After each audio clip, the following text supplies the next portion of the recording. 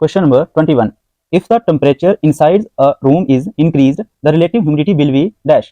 अगर कमरे के अंदर का जो टेम्परेचर है अगर उसको बढ़ा दिया जाए, इंक्रीज कर दिया जाए, तो रिलेटिव ह्यूमिडिटी जो है वह कमरे के अंदर की कितनी होगी? क्या इंक्रीज होगी या डिक्रीज होगी? Will be dash.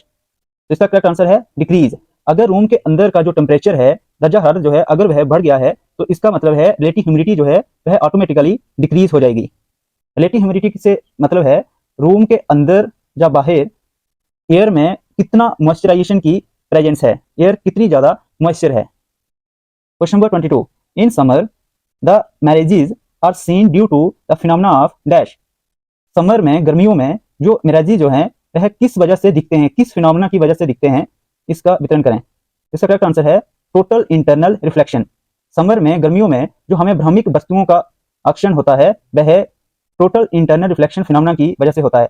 For example जैसे डेजर्ट एरिया में हमें दूर से बड़ी चिलमिलाती धूप में डेजर्ट का कलर जो है वो वाटर की तरह लगता है, लेकिन पास जाकर देखने से वो वाटर नहीं है, वो एक हमारा भ्रमण है. तो वो जो कलर्स की जो रिफ्लेक्शन होती है, जो इंटरनल रिफ्लेक्शन की वजह से हमें मिराजेस दिखने लगते हैं, तो ये फिनोमेना जो है टोटल इंटरनल रिफ्लेक्शन की वजह से होता है और ज्यादातर ब्राइटनेस इन समर में होता है. Question number 23. In the visible spectrum which colour has the longest wavelength. Visible spectrum में किस कलर की सबसे ज्यादा लंबी वेवलेंथ होती है? इसका करेक्ट आंसर है रेड. रेड कलर की सबसे विजिबल स्पेक्ट्रम रहती है लॉन्गेस्ट वेवलेंथ. इन विच मीडियम साउंड ट्रेवल्स फास्टर. किस मीडियम में साउंड ज्यादातर तीव्र गति से ट्रेवल करती है? गैसियस मीडियम में, लिक्विड मीडियम में या फिर सॉलिड मीडियम में? तो इसका करेक्ट आंसर है सॉलिड मीडियम में.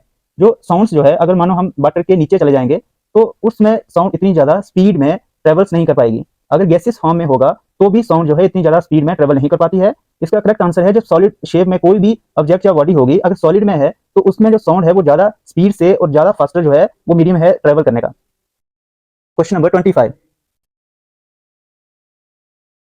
Question number 25. Insects can move on the surface of water without sinking due to dash.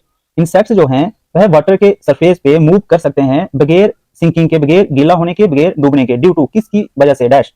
इसका करेक्ट आंसर है surface tension of water. Insects जो होते हैं वह पानी की सतह पर सिंकिंग किए बगैर, बगैर सिंकिंग हुए वह फ्लोट कर सकते हैं, वह उनकी वजह से सरफेस टेंशन ऑफ वाटर की वजह से. Question number 26. The laws of electrolysis पर proposed by dash. Laws of electrolysis जो है वह किसके द्वारा प्रपोज किया गया? तो इसका करेक्ट आंसर है माइकल फैराडे. माइकल फैराडे के द्वारा लॉज ऑफ इलेक्ट्रोलिसिस जो है वह प्रपोज किया गया. इसके साथ साथ और बहुत सारे लॉज हैं जो माइकल फैराडे ने दिए हैं, जिसमें question number 27. Light travels in a dash. Light किस में ट्रेवल करती है? इसका करेक्ट आंसर है स्ट्रेट लाइन. लाइट हमेशा स्ट्रेट लाइन में ट्रेवल करती है. Question number 28. What is used as a cooling agent in most of the world commercial nuclear power plants. दुनिया के ज्यादातर कमर्शियल पावर प्लांट्स में किस कूलिंग एजेंट का प्रयोग किया जाता है कूलिंग के लिए? करेक्ट आंसर है वाटर. वाटर को ही दुनिया के, वर्ल्ड के सभी कमर्शियल न्यूक्लियर पावर प्लांट्स में ज्यादातर कूलिंग एजेंट के तौर पर प्रयोग किया जाता है, जिसमें वाटर को कूल किया जाता है. Question number 29. Nature of sound wave is dash. Sound wave का नेचर कैसा होता है? इसका करेक्ट आंसर है लॉन्गिट्यूडनल.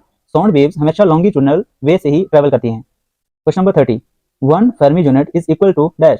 एक फेर्मी यूनिट किसके बराबर होता है? इसका करेक्ट आंसर है 10⁻15 मीटर के बराबर एक फेर्मी यूनिट होता है.